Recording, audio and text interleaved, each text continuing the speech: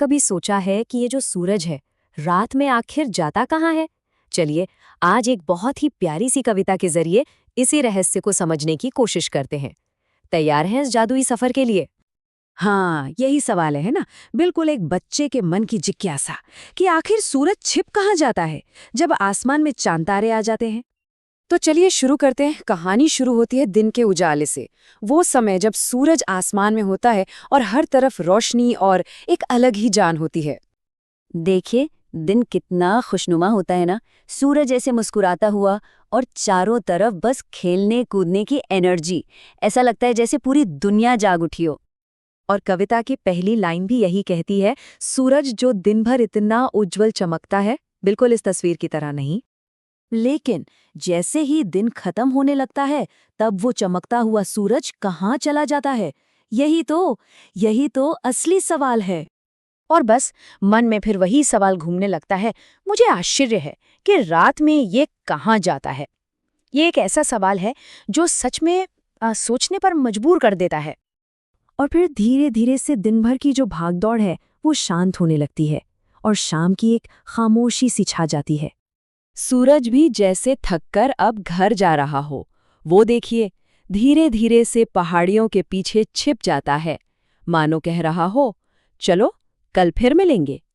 कविता भी हमें यही बताती है कि सूरज एक दूर की पहाड़ी के पीछे डूब जाता है। कितना शांत, कितना सुंदर नजारा होता है वो, है ना?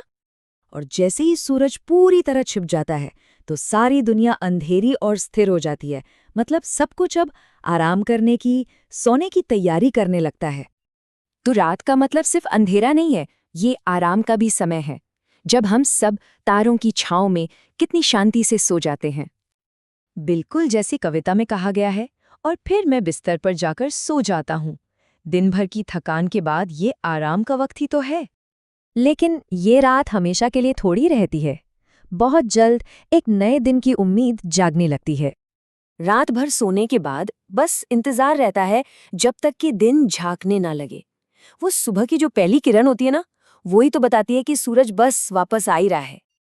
और फिर देखते ही देखते सूरज वापस आ जाता है, पूरी दुनिया को फिर से अपनी रोशनी और गर्मी से भर देता है, और हम भी अपनी आंखें खोलकर एक नए दिन का स्वागत करते हैं। कविता का अंत कितना कितना प्यारा है। और जब मेरी आंखें खुलती हैं तो मैं देखता हूं कि सूरज मुझ पर चमक रहा है। मतलब सूरज हमेशा हमेशा वापस आता है। तो इस खूबसूरत कविता में कुछ बहुत ही प्यारे शब्द भी आए। चलिए, आइए उनका मतलब भी समझ लेते हैं। पहला शब्द है आश्चर्य। इसका मतलब होता है हैरानी और खुशी की एक मिलीजुली फीलिंग। जैसे जब हम सोचते हैं, वाओ, सूरज कितना सुंदर है। फिर एक शब्द था दूर।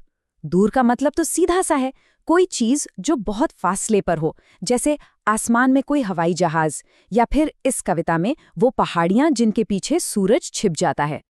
और तीसरा शब्द झांकना।